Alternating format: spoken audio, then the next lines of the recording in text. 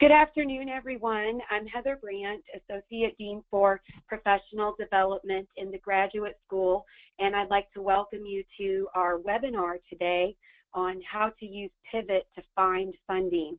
And this webinar is organized by the Graduate School and is part of our professional development programming.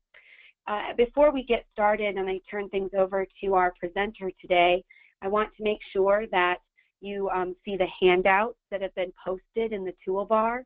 There are PDFs of the slides that are used today, along with another informative handout, step-by-step how to use Pivot, and a blog post that our presenter, Gayle Haddock, wrote to help promote the webinar and also to provide some more information about what Pivot can do for you as graduate students.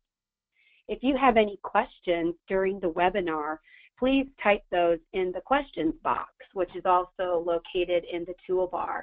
And I will be doing my best to respond to the questions and keep track of those so that at the end of the webinar, we'll be able to ask those questions of Gail. As a final reminder, all of our webinars are recorded. If you have registered for the webinar, you will receive a link regardless of whether or not you participated. And we also upload a video file of the webinar to our YouTube channel. So without further ado, I would like to begin by telling you today our presenter is Gayle Haddock. Gayle is the training manager in the Office of Research and Grant Development at the University of South Carolina. And you may have seen Gayle's friendly face behind the scenes a lot, and so it's great when we get to have her come and share her knowledge about Pivot and other resources that are available out of the Office of Research and Grant Development. And here's a picture of Gayle so you can know who's talking today, and also that is Gayle's Twitter account or her Twitter handle if you'd like to tweet about today's webinar using the hashtag GradProfDEV. So Gayle, I'm going to turn things over to you. Gayle will be moving us through the slides and also taking us through a bit of a Pivot practice run on the internet. So Gayle, go ahead. Okay, thanks Heather. Good afternoon, everyone. It's great to be here. As Heather mentioned, I work in the Office of Research and Grant Development. I've been in this office for the last almost 7 years as of April 1st. And primarily, I manage the grant training program. We have a certificate program that runs every fall for staff members who are assisting faculty who may either have grant funding or be looking for grant funding.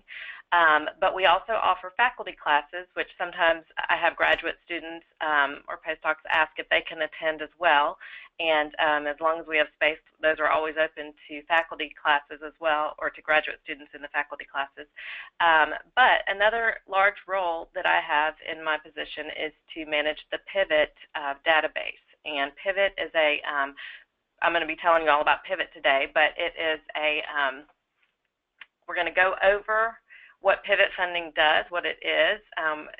It's a database that holds a bunch of funding opportunities out there. So we're going to show you some of the, I'm going to show you some of the funding search options, including the quick search, a sponsor search, and an advanced search. I'm also going to share with you how to use the search engine to tag searches. You can save searches, etc. So just to give you a quick overview of the Pivot program, we actually subscribe, the Office of Research pays for a subscription for the University of South Carolina. So any faculty, staff, or student who has an email address with the mailbox.sc.edu extension is eligible to use the program, and it's no cost to you. But Pivot is absolutely one of the most comprehensive funding sites available on the website. If any of you have ever searched for funding, you know that sometimes if you're going to just grants.gov, you're only going to get the federal grants, or if you go to some type of private foundation search engine, you're only going to be able to see grants that are offered through private foundations. But Pivot combines over 26,000 records of the funding opportunities, and it adds up to a total of over $33 billion worth of funding that's out there that you can search for. So it's multidisciplinary in scope. It's not just sciences, it's not just arts, it's the whole gamut. And it has every type of sponsor you could possibly imagine, including both the public, the federal dollars that are out there, as well as private foundations, fellowships, all those kind of things. So there's over 11,500 national and international sponsors, which I just covered. There's all kinds of different sponsors that are listing their opportunities on this site, and there's no one source of funding available. There's grants, fellowships. For some of you, you're looking for travel grants to do research, training grants, all types of things. But perhaps the best part of Pivot is that it is edited daily by a group of editors. So this is not just a machine culling through opportunities. It's edited on a daily basis. So if you put in a search engine today, or a search into the engine today, and you don't come up with results, if you save that search and something next week comes out on that search, it will email you and let you know that there's now an opportunity that matches the criteria you put into your search. So that's a pretty cool feature of Pivot that the other search engines just don't offer. So as Heather mentioned, a large part of this training is actually going to the Pivot website. So we're going to go over to the pivot.cos.com website, and hopefully if you had a chance to read the blog, you were already able to create an account, but we're just going to go ahead. I'm going to log in, which is the login is on that right-hand corner. And my screen may look a little different than yours because I am an admin, but it shouldn't be too different. The only major difference would be that there's an admin tab that you wouldn't have if you were logging into your screen.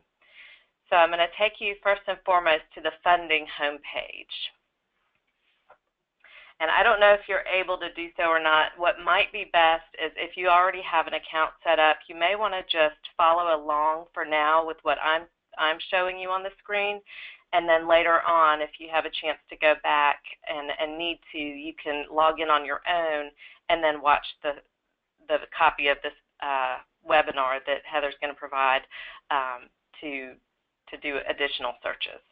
So from one thing that's important to know that if you are on campus, you can search Pivot funding without being logged in to an account. You can search through anything that's out there. You just wouldn't be able to save or track or monitor your funding searches. So in order to do those things, you would actually need to be logged into an account. But once you're logged in, you can do all of those things. And here on the funding homepage, you'll see that we land on this Funding Insights page. And this is just going to give you kind of the news for what's going on. But then over on the left-hand side, you'll see that there are the most popular. These are any of the most popular fellowships. You can see anything that's the top 10 popular funding opportunities from this past week are going to be listed right here on the left-hand column under the most popular sites. Under Editors Picks, you'll see the funding opportunities that were handpicked by the editorial team. And then if you wanted to just browse through and get an idea for the different types of health science funding opportunities that are out there, that's available as well. And then also the humanities and social science funding news. So those are all just kind of at a glance look at Pivot and what it offers in addition to being able to search. So we're going to quickly just look at what it means to do a quick search. If you were doing a quick search, it's going to search the entire funding database for your specified terms. So it's always kind of set to this as the default, and the quick search text is going to accommodate Boolean searching, wildcards, and proximity.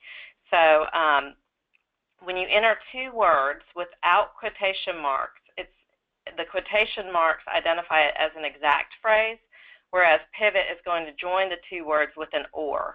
But once we go into the advanced searching, it'll join the two words with an and. So if I typed in, for instance, graduate fellowships, under quick search, it's going to read that as graduate or fellowships, and when it puts in the search. But just to if you put the quotation marks around it, it's going to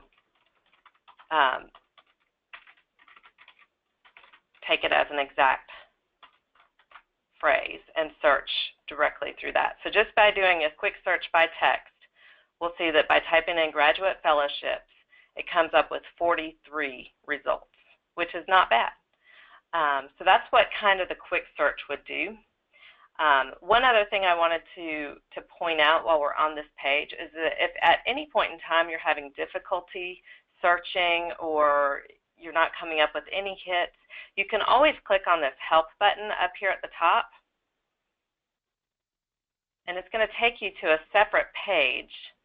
But when you get to that help button, if you go under document type, you can hit this start here's for users, and it will take you to all kinds of different webinars, videos, accessibilities. It has the quick start guide, which is one of the handouts that I've already provided.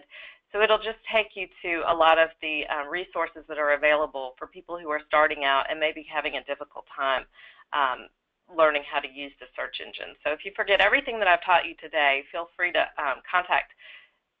use that help button to get back to where you feel comfortable searching. So that was what just doing that quick search, graduate fellowships came up with 43 results. But we want to go back to the funding page, and we're going to look at searching by sponsor now. So if you click on the tab, Search by Sponsor, there's a couple different options for how to search by sponsor. If you look at all sponsors, if you click on that link, it's going to bring you to this button where you can browse all sponsors alphabetically. So if you clicked on B, it's going to take you to all the sponsors that are listed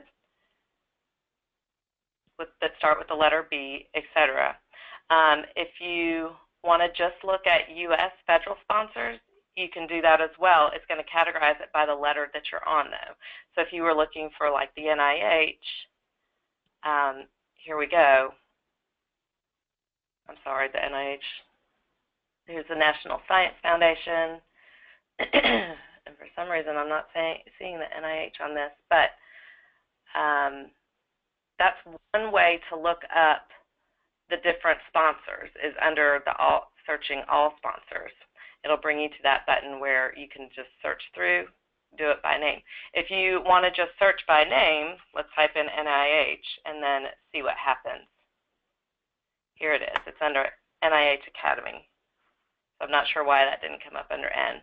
But once you click on that, it'll take you to all of the opportunities that are currently listed under the NIH. So that's one way if you wanted to search by sponsors only. But we're going to go back to the funding page again, and this time we're going to look at what it means to do an advanced search. So when you click on the Advanced Search tab, you're going to see this box come up, and you can see that there are all kinds of items that we can click on, and I'm going to walk through each of these. But in this field, first you can type in your different search criteria. So you can, if you wanted to put graduate or fellowships, you could put that here, or if you put the graduate here and the fellowship here, it will search graduate and fellowships. Or if you put it in quotation marks, graduate fellowships, it'll search all of that. But first, let's go through what all of these fields mean. This is a great way to narrow down your search results. If you were to put in a search and get back, say, 3,000 hits on that particular search, it's obviously overwhelming and difficult to know where to start if you had that many searches or that many results come back. So what I would recommend doing is hitting the Advanced Search button and then defining your search a little bit more so that it's not so broad. So under Amount, if you click on the drop-down arrow, you can select if you don't care, if you're just looking for anything and everything, $100 up to $100,000 or more, you can leave this blank. Or it'll also, if you click the unspecified, it'll bring back results that do not have a dollar amount specified. But if you wanted to, say, look for anything that was over $5,000, then you would type in that $5,000. You can say more than and then $5,000 in here. Under deadlines, you can select using this deadline within bar, which will say 7 days from today, 30 days from today, 90 days from today, etc. Or you can select from the calendar and actually say, I'd like to look for anything that's going to happen on or after. If, say, you know that you have the summer free, I want to look for stuff that's going to happen after graduation, but before the summer really kicks up. So let's say May 15th and beyond, because I don't have time to look at anything until then. You can do that. You can do it like that. You can also, if you click on this continuous or undefined deadlines, that's going to include any opportunities that are out there that they may have rolling deadlines to where the same opportunity will come available 3 times a year. And so that's what that means. Limited submission, you're probably not going to ever worry about. Limited submission is simply where the institution is only allowed to submit so many proposals. And so before you would be able to submit a limited submission to the agency, you would have to be selected as the applicant to go forward from the university. That's primarily going to apply to faculty, not so much to graduate students. So I just wouldn't even worry about that. But under activity location, I want to dig into this for just a minute. Under activity location, this is going to identify any requirements about where the grants may be used. So if the grant is going to be acquired and then worked on here in the United States, all you have to do is type in, it'll pull up a box. So if you typed in United States, it's going to exclude, hopefully, all of the activities that would be required to be done in other countries. So that's activity location. For citizens, if you are a foreign citizen studying here, then you may want to check off this box. If you're a Canadian citizen, automatically once you check one of these boxes, it's going to include any unrestricted or unspecified opportunities that are out there. But this, if you're having trouble finding grants that you would be eligible for, because all the grants you apply for are saying you have to be a United States citizen, but you're from another country, this would be a great place to include this parameter so that you'll only have to look at the ones that you would be eligible to apply for. So that's a great option to have if you are a foreign student studying here at the university. And then under funding type, this particular category is also going to be helpful, especially for graduate students or students working towards their PhD. You'll see that you're able to click on, if you were looking for a dissertation or thesis funding type of scholarship or grant, there's postdoctoral awards that you could click on. You can see all the different types of funding that are available. If you were looking for a travel grant, you could click on travel. And anytime if you accidentally click on something and decide, oh, I don't want my search to be that narrow, or I don't want to include that after all, if you want to remove it from your search, all you have to do is hit the X over here, and that will delete it off of your search criteria. And then here we are again at keyword. The interesting thing about keyword is that a lot of times you may not be having success finding grants that match your search because of the keywords that you're typing in. And it may be that you're really close to your research or you're close to what it is you're doing and you know how you phrase things, but the way the pivot library phrases things is different. So if you're having trouble coming up with any matches, what I always recommend is to hit the Browse button, which is going to pop up this box that has all kinds of keywords that it will select for you. Each of these folders can be expanded And if we were looking under arts and humanities and wanted to look for, let's say, religious studies or philosophy, you could double-click on or just single-click on that button. It'll drop down and give you further folders. And as long as you can keep dropping down, you're welcome to keep searching. But once it's no longer able to be dropped down any further, like these do not show a drop-down arrow, then once you hit that button, say ethics in this case, it's going to add it to the query. Now, if you were to add philosophy, if you were to click on philosophy in general, it's going to add the entire folder of philosophy, including all of these subfolders, to your search. So be careful with that because it may, once again, be kind of broad. But all in all, here under health and medicine, there's lots of options as well. So I would just search through and continue looking and just see, is there something that relates to my research that is maybe a different keyword than what I'm searching it under? So that can be really helpful. But again, I'm going to delete those because I feel like it might narrow our search too much. And then under applicant type, this is where, as a graduate student, you might just want to hit graduate student so that it's going to narrow down if you had the other requirements, such as being new faculty or new investigator or small business, undergraduate student, any of those. So again, just a further way to narrow the search. And then under sponsor type, I would probably leave this blank at first, unless you were specifically looking for, say, a private foundation to sponsor an award or a grant. If you're looking for an academic institution, if you were looking for like an internal funding opportunity here, those are the types of things where you might list the sponsor type.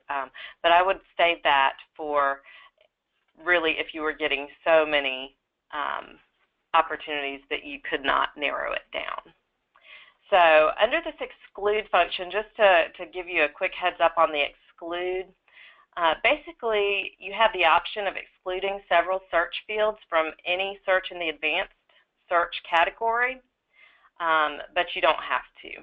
So I rarely use the exclude opportunities button. That's just there. So at this point, I'm going to hit the search button. Actually,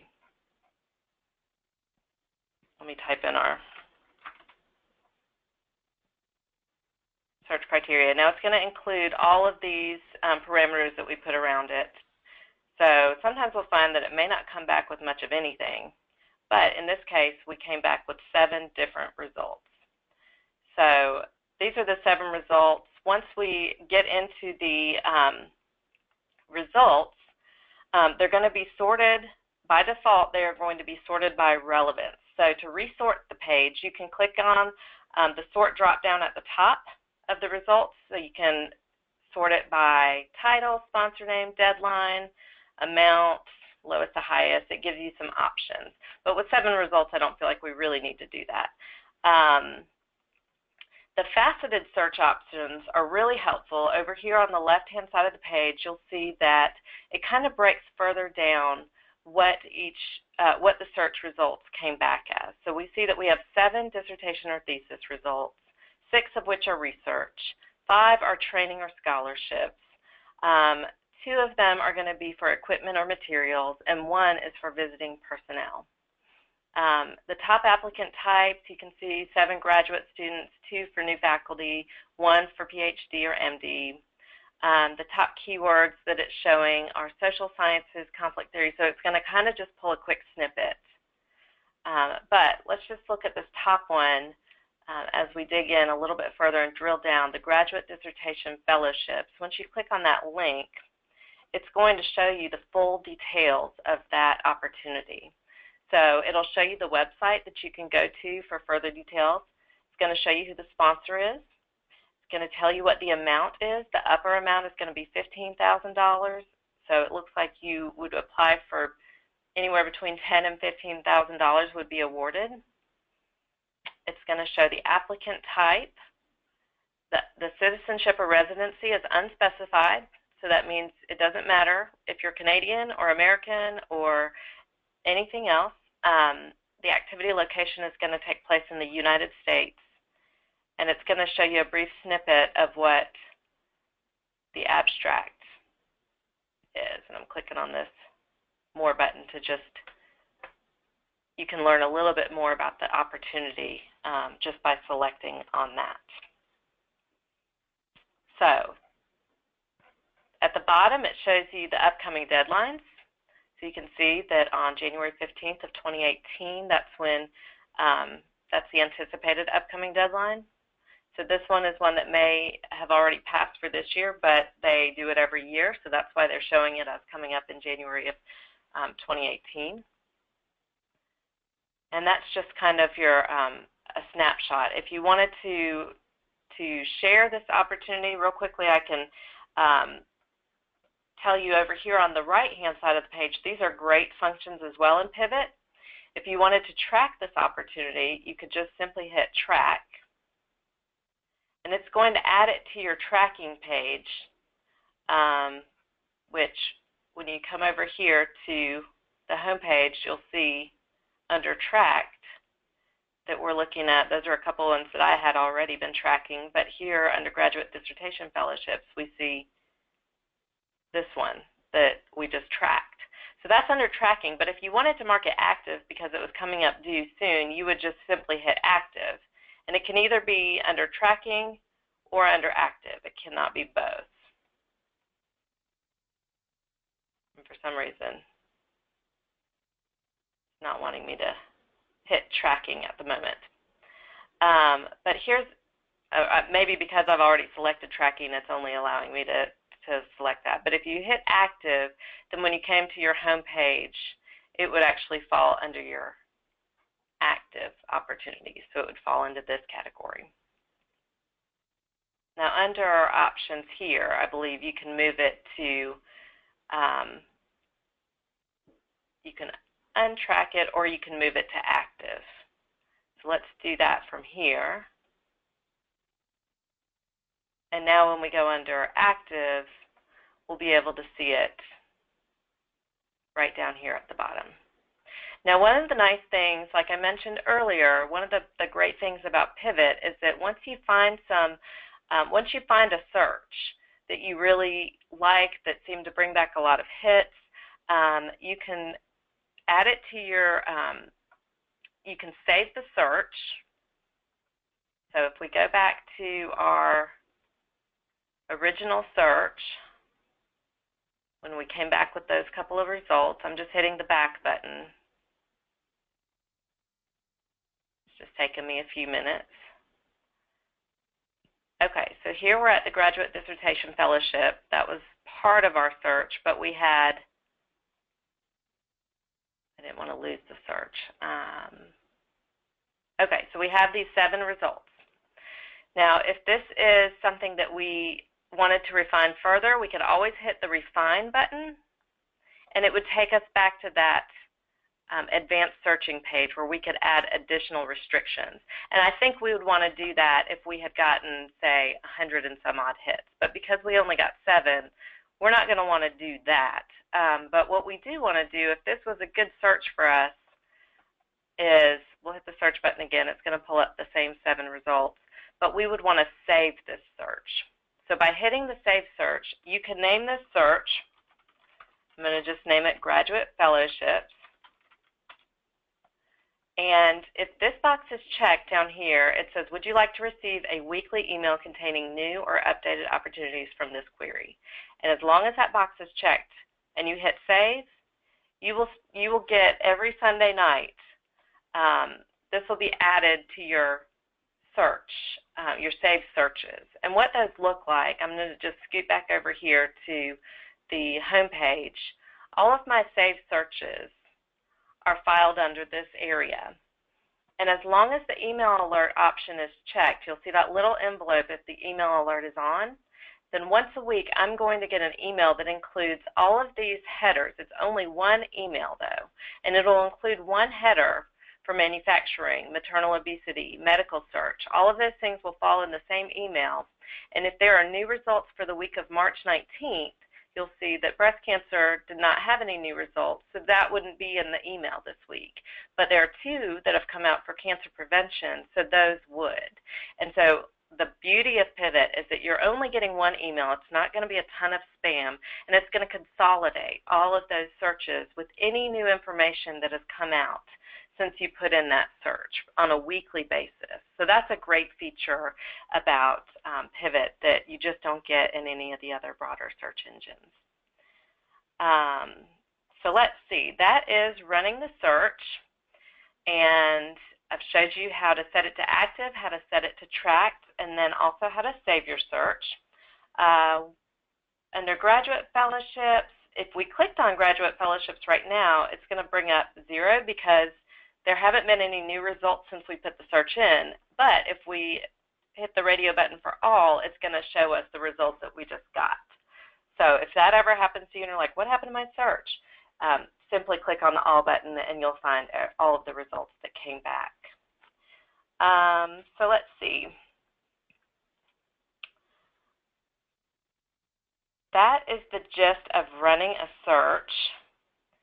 And one other thing I wanted to just tell you briefly about, but I don't ever really have time to get into it when just talking about the search, doing funding searches, is the Profiles tab.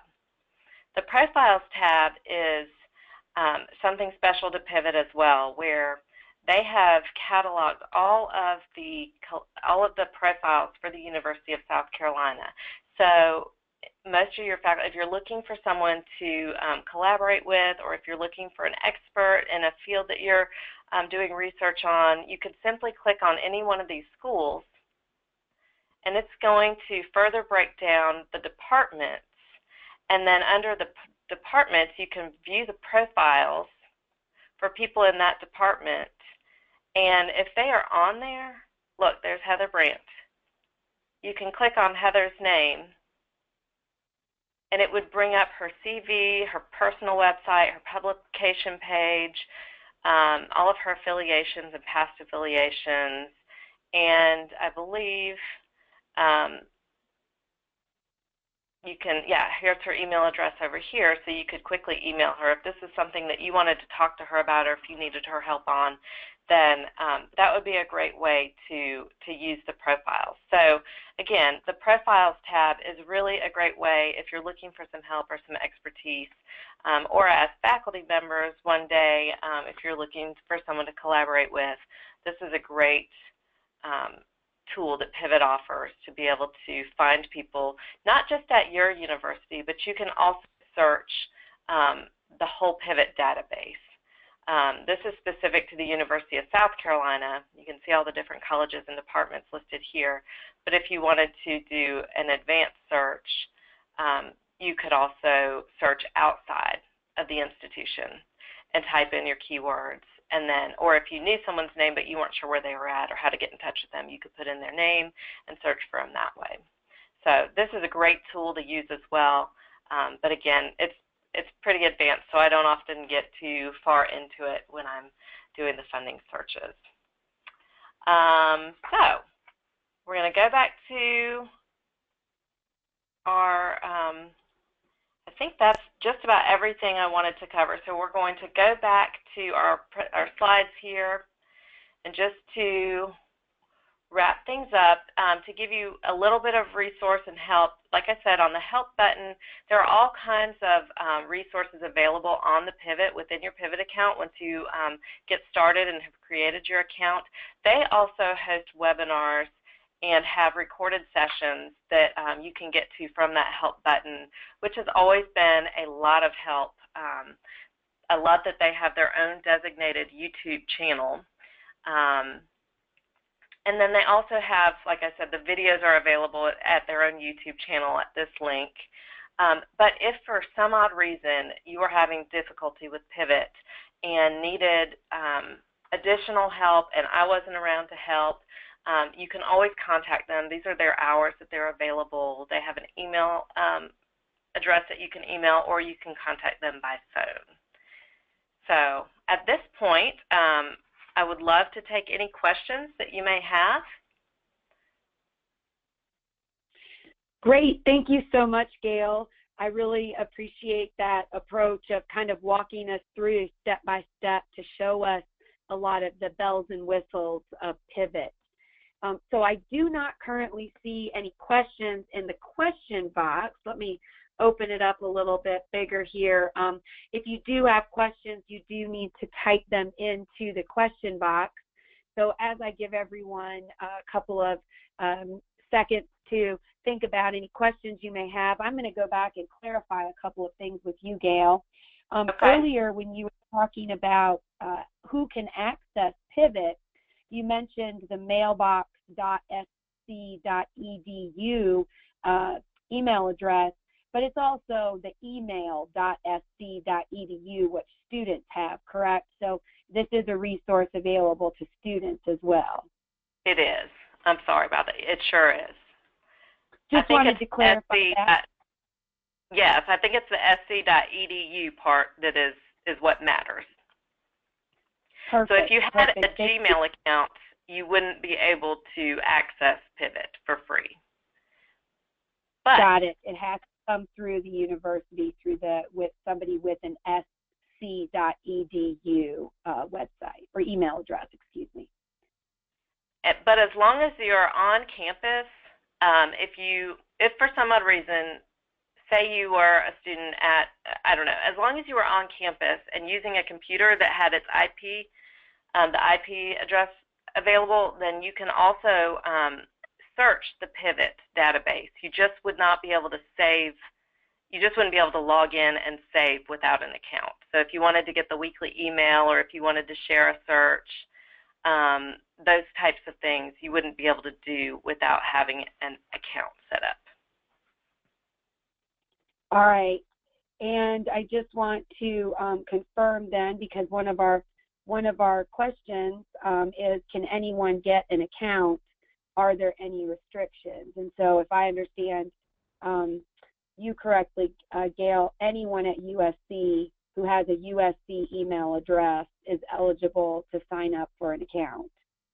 Right. Wonderful. And then we have a question specifically about a search for fellowships or grants for civil engineering graduate students, and I would imagine that that's something that someone could search for. Absolutely. All right.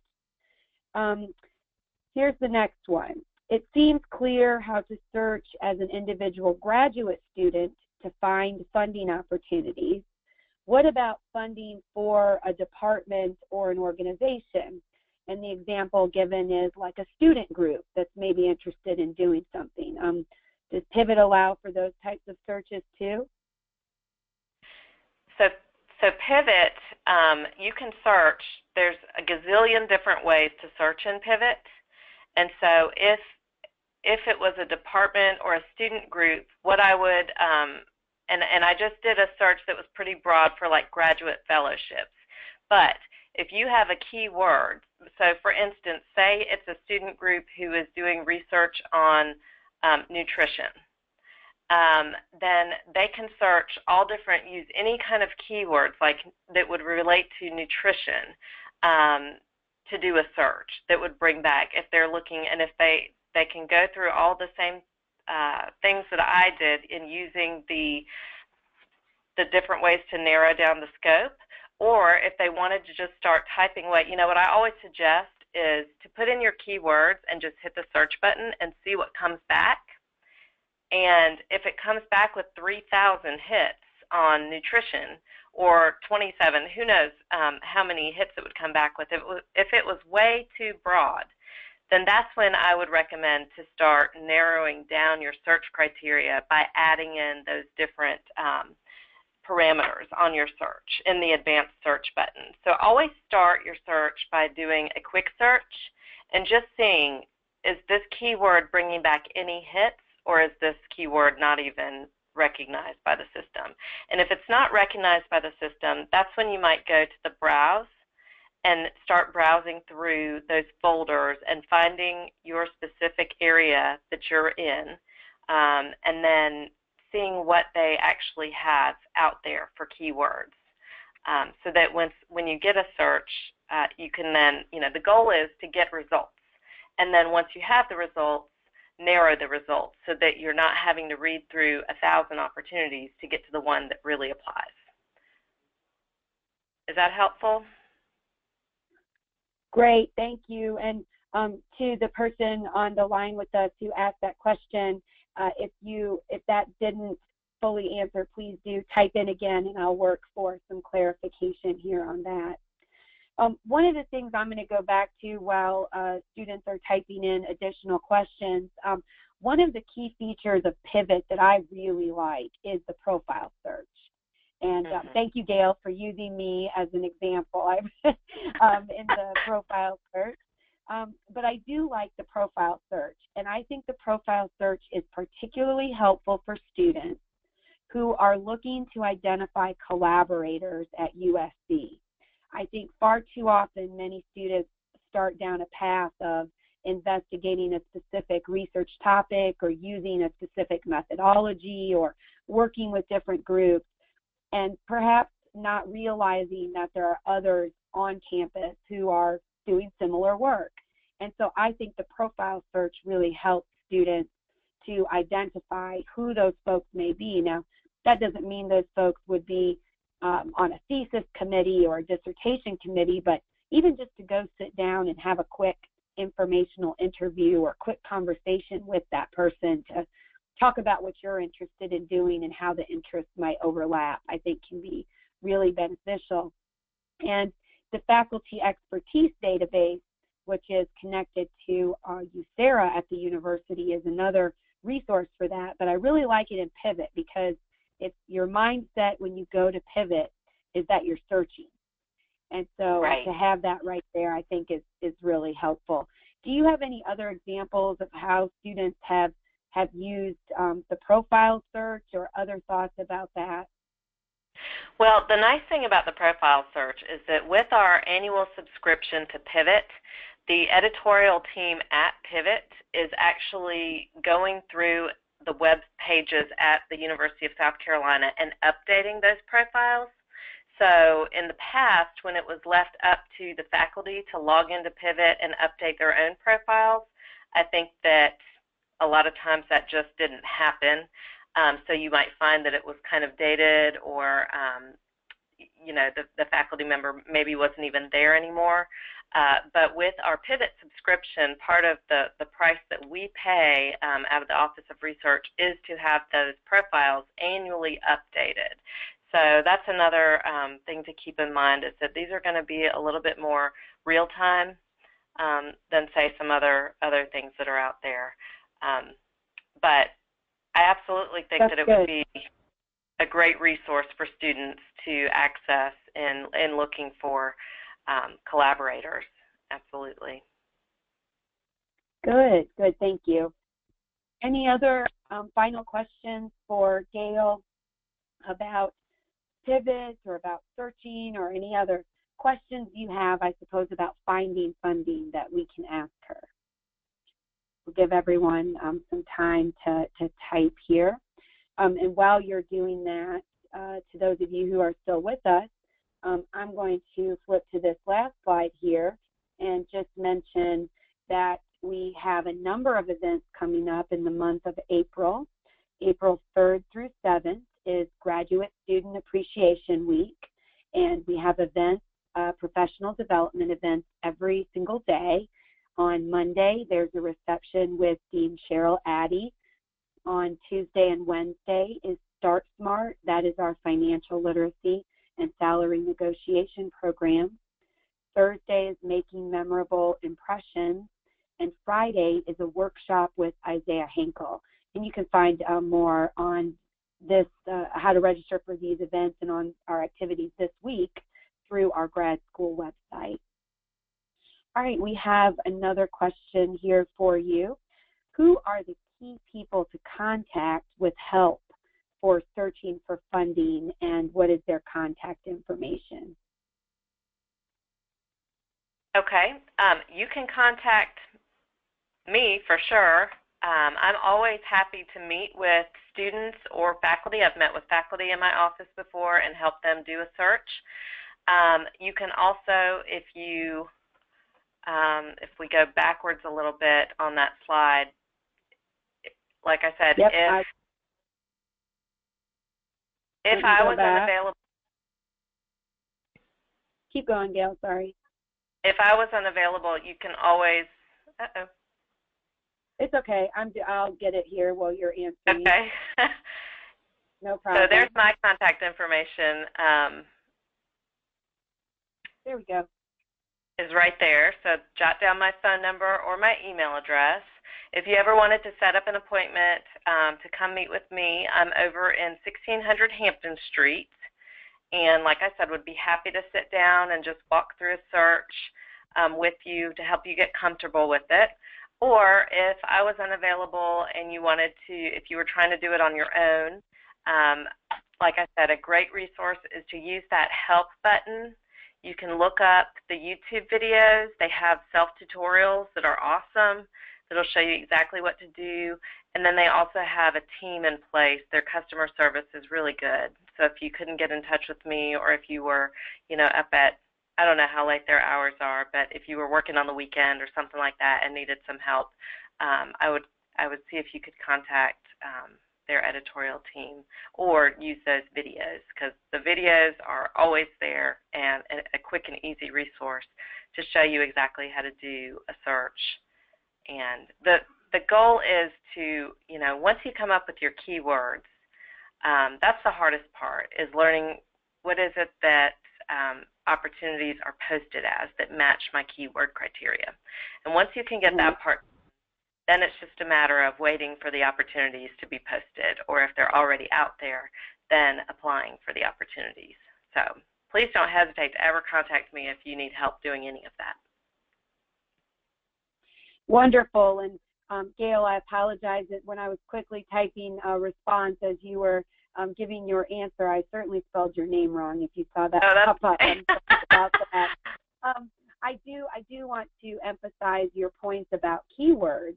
That's certainly where mentors, research mentors can come into play and provide you with some ideas about how to frame your search.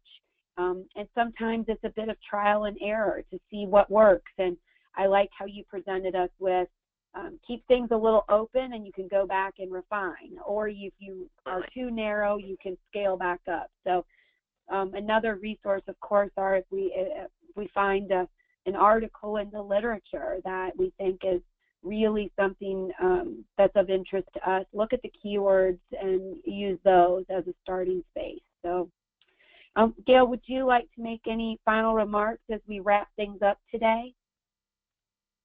Well, thank you again for your time. And, I know I went through the search pretty quickly. There's a million ways to do searches, so I'm totally available and happy to meet with anybody to do further exploration if you're having difficulty. But my best advice to you is just like you said, Heather, start searching, start finding keywords in articles you're reading and research you're already doing, and then you'll be on a roll. You'll be finding all kinds of money out there. It's really easy to find once you know how to do it.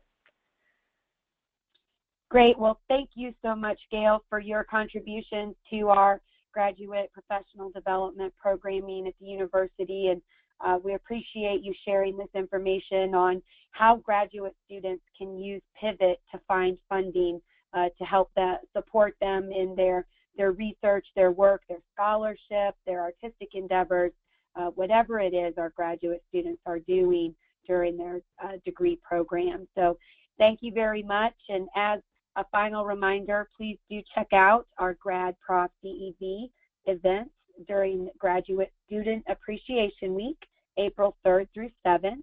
And we certainly hope to see many of you on April 21st at Discover UofSC, which is, of course, our university's inaugural showcase of all of the research that's going on campus, research being done by undergraduates, graduate students, folks in the medical school, and many others. So we hope you'll be able to join us for that. And And with that, I wish you all a great weekend, and go Gamecocks. I'll end it with that. Thank you. Thanks, Heather.